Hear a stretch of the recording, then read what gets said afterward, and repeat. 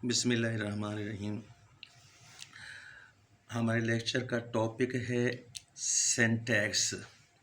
ये Sindh text book board की computer science की 10th क्लास वाली जो बुक है वहाँ से हमने टॉपिक लिया है। तो देखिए, इन computer science syntax is a set of rules.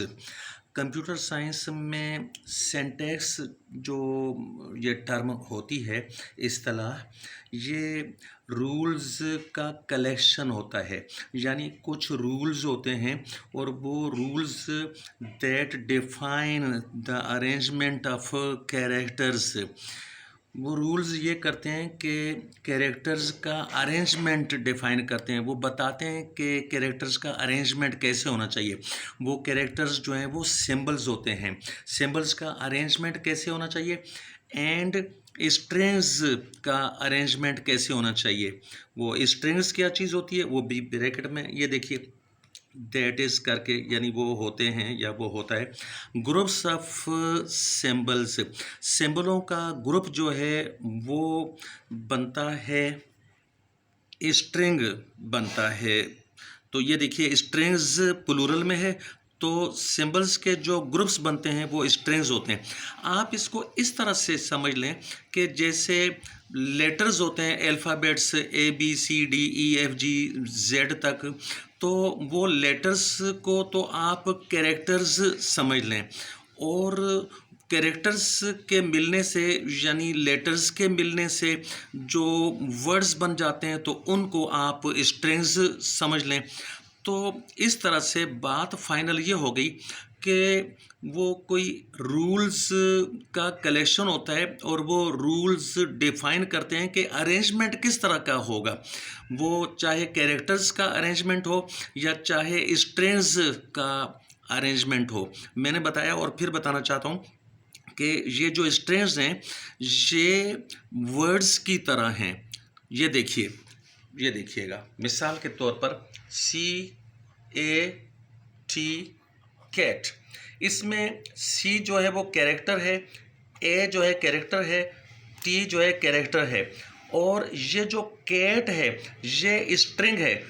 तो अगर मैं इसको अरेंजमेंट जो चेंज कर दूं तो ये देखिएगा, ये A को पहले ले आऊँ, C को बाद में ले जाऊं, तो ये पहले वाला लफ्ज़ नहीं रहेगा। वो डिफाइंड है कि कैट लिखना होगा तो C पहले लिखना है, A बाद में लिखना है, T आखिर में लिखना है। लेकिन यहाँ पर A को पहले कर दें और C को बाद में ले आए फिर आखिर में T, तो ये एक्ट, ये कोई दूसरी चीज़ बन जाएगी। ये भी लफ्ज़ है, ये भी स्ट्रिंग है, ये लेकिन दूसरा स्ट्रिंग है। तो इस तरीके से अरेंजमेंट चाहे वो स्ट्रिंग्स का हो, अभी मैं स्ट्रिंग का अरेंजमेंट भी आपको दिखलाता हूँ। ये देखिएगा, मिसाल के तौर पर अगर मैं ये सेंटेंस लिखता हूँ, ये देखिएगा, वेयर इज़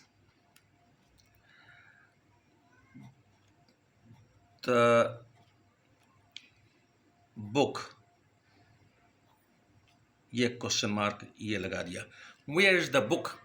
इसमें ये देखिएगा, इसको ये स्ट्रिंग समझ लें, ये दूसरा स्ट्रिंग हो गया, ये तीसरा स्ट्रिंग हो गया, और ये चौथा स्ट्रिंग हो गया, और आगे ये वो कैरेक्टर नेक्स्ट है, क्वेश्चन मार्क है।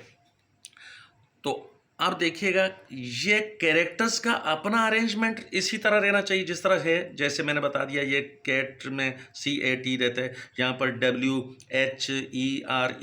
इसी तरीके से इज़ में ये S अगर पहले लिख दें और I बाद में लिख दें तो ये ख़राब हो जाएगा ये अरेंजमेंट। तो इस अरेंजमेंट को, यानी कैरेक्टर्स के अरेंजमेंट को भी इसी तरह रखना है, और स्ट्रिंग्स जो हैं, एक स्ट्रिंग, दूसरा स्ट्रिंग, तीसरा और चौथा, इस अरेंजमेंट को भी स्ट्रिंग्स के इसी तरह रखना है। तो वो कुछ रूल्स होते हैं, उन रूल्स को कहा जाता है सिंटैक्स। ये रूल्स किस लिए होते हैं? वो रूल्स होते हैं to create a programming language. वो जो कंप्यूटर की प्रोग्रामिंग लैंग्वेज है उस लैंग्वेज को क्रिएट करने के लिए, लैंग्वेज बनाने के लिए ये रूल्स होते हैं, उन रूल्स को सिंटैक्स कहा जाता है। इसके बगैर, सिंटैक्स के बगैर तो कोई ज़बान चाहे कंप्यूटर की ना हो, तो वो ज़बान जैसे इंग्लिश लैंग्वेज है, उर्दू लैंग्वेज है, अरबी लैंग्वेज है, तो सारी ज़बानों के अपने अपने सिंटैक्स होते हैं। और प्रोग्रामिंग लैंग्वेज जो कंप्यूटर के लिए होती है, उसके लिए भी सिंटैक्स होते हैं, यानी सिंटैक्स होता है जो रूल्स होते हैं। तो इस तरह से ये सिंटैक्स की डेफिनेशन हो गई।